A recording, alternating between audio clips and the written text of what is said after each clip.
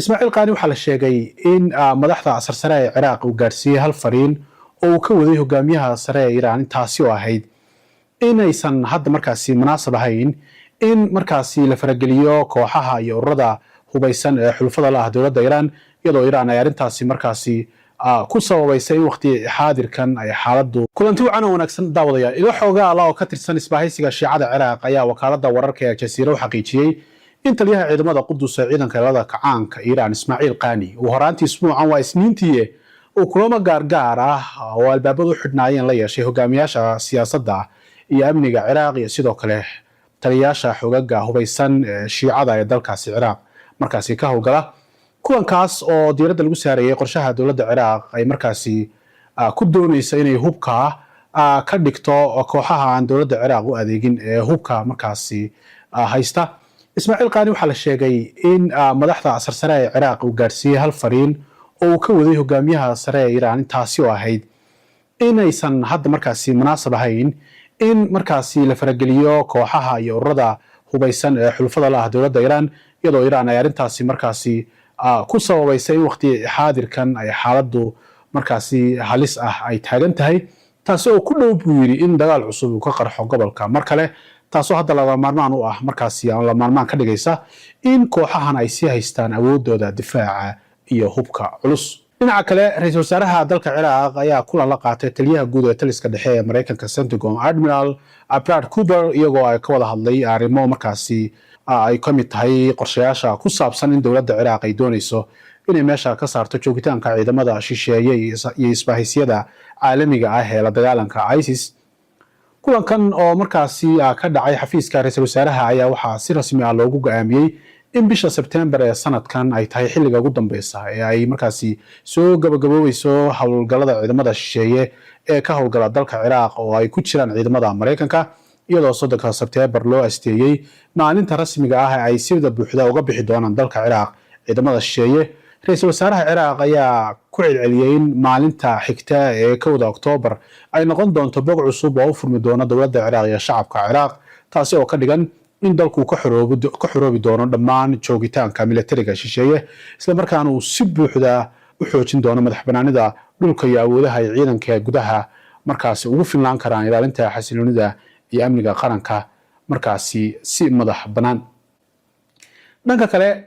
labadan mas'uul ayaa si qoto dheer uga wada hadlay sidii loo bedeli lahaa qaabka uu xiriirku noqon doono wixii ka dambeeya xilliga ay ciidamadu ka baxaan dalkaasi iyadoo diiradda la saari doono iskaashi ku salaysan dhinacyada dhaqaalaha horumarinta iyo xiriirka istiraatiijiyadda ee labada dowladood. ra'iisul wasaaraha Ciraaq wuxuu ballan qaaday in kooxaha hubaysan oo dhan hubka laga dhigi doono amaba dowladda Ciraaq la hoos geen doono qodobkaas oo ah mid xasaasi ah marka la eego jiritaanka kooxaha hubaysan oo ay taageerto dowladda Iiraan oo dalkaasi ka howlgala kuwaasi oo markaas iyagu horey weerar uga fuliyay ama weerar ugu ekeysiyay markaasi saldhigyada ciidamada Mareykanka ee gobolka. dhinaca kale madaxweynaha Mareykanka Donald Trump ayaa markale ku celiyay in dowladdiisu ay si buuxda gacanta ugu hayso marinbiyoodka Hormuz wuxuuna barta uu ku leeyahay Truth Social-ka ee baraha bulshada ku sheegay in Mareykanku halkaasi maamulo isla markaana ay halkaasi sii joogi doonaan ciidamada Mareykanka. Trump wuxuu tilmaamay in go'doominta ay ciidamada badda ee Mareykanku ka wadaan marinbiyoodkaas ay markaasi dadku ugu yeedhaan waa sida uu Trump sheegay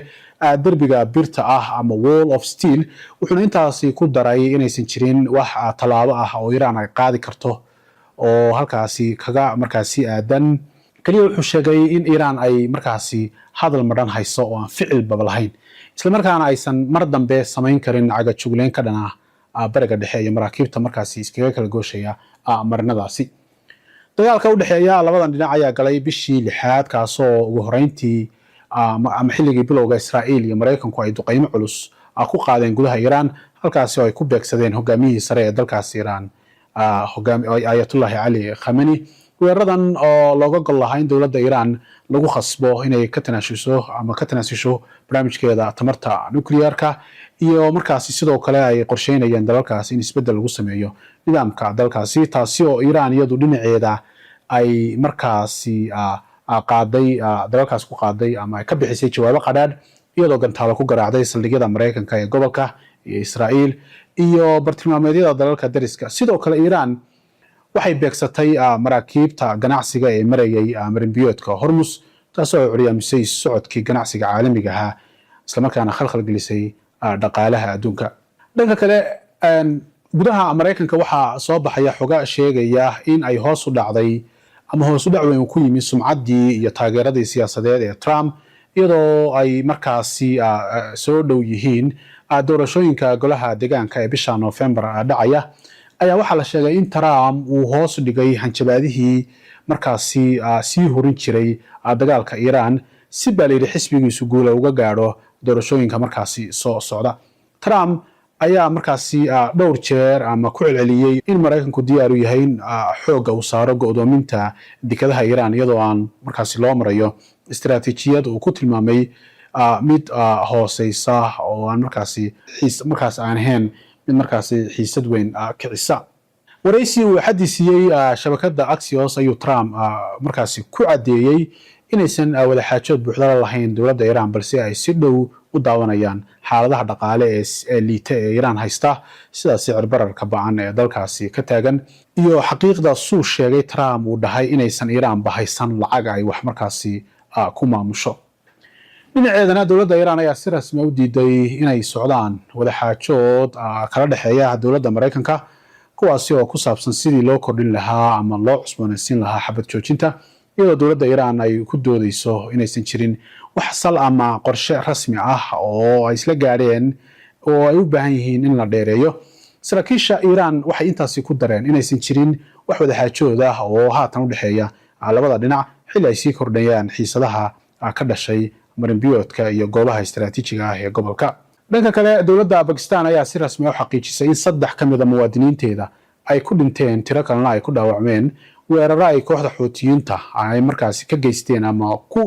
qaadeen maraakiib ganacsi oo marayay biyaha badda cas iyo marinbiyoodka Babul Mandab. wasiirka arrimaha dibadda ee Pakistan ayaa si adag u cambaareeyay falkaasi isagoo sheegay in weerarkan uu ahaa mid lid ku ah shuruudaha caalamiga ah ee badbaadada maraakiibta iyo socodka iyo xuquuqda dadka halkaasi maraya isla markaana dowladdu ay wado dadaalo diblomaasiyadeed oo ay ku soo celinayso meydadka muwaadiniintii markaas halkaasi ku dhintay. dhanka kale khilaafka u dhaxeeya Mareykanka iyo Iran ayaa isu rogay dagaal diblomaasiyadeed oo ku saleysan gorgortan iyo tanaasulaad sida uu sheegay Abbas Aslani oo ah khabiir sare oo ka tirsan xarunta daraasaadka istiraatiijiyadda ee bariga dhexe ee fadhigeedu yahay magaalada Tehran. sida uu tilmaamay xakamaynta marinbiyoodka Hormuz ma aha mid markaasi ku saabsan buu yiri oo kaliya xorriyadda isu socodka badda balse wuxuu noqday buu yiri tartan u dhaxeeya labada dhinac oo mid walba uu doonayo inuu kan kale ku khasbo inuu sameeyo tanaasul. madaxweynaha Mareykanka Donald Trump ayaa markaasi mudnaanta koowaad hadda siinaya inuu helo guul siyaasadeed oo muuqata xilli ay Mareykanka markaas soo dhowdahay doorashooyinkii dhexe ee September dhici doona. halka dhinaca kale baa Iran ay ugu muhiimsan tahay inay hesho heshiis qoraal ah oo ay u rogi karto markay doonto fursado dhaqaale oo markaas Iran u soo hoynaya markaas dakhli badan iyadoo aynu ognahay in 10 sano ay la soo dhaafay Iran ay la daala dhacsay cunaqabatayn ay saareen Mareykanka iyo dalalka reer galbeedka oo dhan. khabiirkan ayaa intaas ku daray in geedi socodka diblomaasiyadda ay labada dhinacba u bedeleen mid militari gaar ahaan Mareykanka oo adeegsanaya hanjabaadaha militari si uu cadaadis ugu saaro dowladda Iran inay sameyso tanaasulaad dheeraad ah. Trump ayaa horey u sheegay inay burburiyeen awoodii militari ee Iran ay iska lahayd iyadoo dhanka kalena markaas ay soo baxayaan warar sheegaya in bishii la soo dhaafay ay khasab ku noqotay madaxweynaha Mareykanka Donald Trump inuu adeegsado diyaarado kala gedisan xilli khatartiisu markaas ay soo wajahday khatar ku saabsan in la beegsanayo. waa xilligii uu socday shir madaxeedkii NATO ee Turkiga ka dhacay taasoo dhalisay cabsi la xiriirta halis amni oo uga imaanaysay Trump uga imaanaysay dhinaca Iran. Mareykanka iyo Iran ayaa labaduba markaasi si siman u beegsanaya maraakiibta maraya marinbiyoodka Hormuz iyagoo markaasi weerarada ka dhacaya badda cas ay ku lug leeyihiin ciidamada Xuutiyiintu iyo markaasi dhanka kale Sacuudigu ay si toos ah ula xiriiraan dagaalka ballaaran ee hadda ka socda markaasi bariga dhexe kaasoo khubarada qaar ay qabaan in ugu dambeyntii ay arintani noqon karto in wada xaajood dhex mara Mareykanka iyo Iran ay xal waara ama xal guud u noqon doonto in marinadaas ay helaan badbaado. maxkamad ku taala magaalada Tehraanna waxay maanta xukun 15 sano oo xabsi ku riday iyada oo maqan suxufiyada caanka ah ee Yalda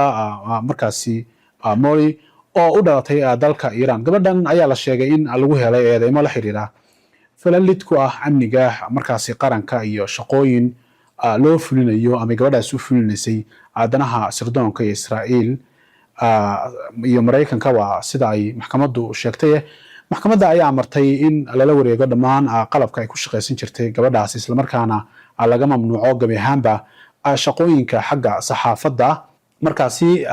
iyo waliba inay xilalka dowladda wax ka qabato markaasi amaba inay baraha bulshada wax ku soo bandhigto. suxufiyadan oo ku guuleysatay abaalmarinta caalamiga ah ayaa markaasi sheegtay inaysan awoodin inay ka qayb gasho markaasi dhageysiga maxkamadda maadaama aysan weligeed helin fursad inantaasi la siiyo. ciidamada ammaanka ayaa horaantii bishii Febraayo waxay xoog ku galeen gurigeeda oo ku yaala caasimadda Tehran iyagoo markaasi ka qaatay qalabkeedii shaqada. Mori ayaa markaasi sidoo kale horay loo xiray bishii Sebtembar sanadkii 2022 xilli ay tabinaysay dhibaatada markaasi ama dibadbax markaasi ka soconayay dalka Iran kadib markii xabsiga dhexdiisa ay ku dhimatay Mahsa Amin oo 22 jir ahayd xilli ay xabsiga markaasi ku xirneyd muddo dheer. maxkamaddu waxay sheegtay in Yalda Mori waa saxafiyadan ay sawir ka qaaday xilligii khasaaraha markaasi iyo duqeymaha ay geysanayeen diyaaradaha ay markaasi diyaaradaha ay lahaayeen Mareykanka iyo Israa'iil ee ka dhacayay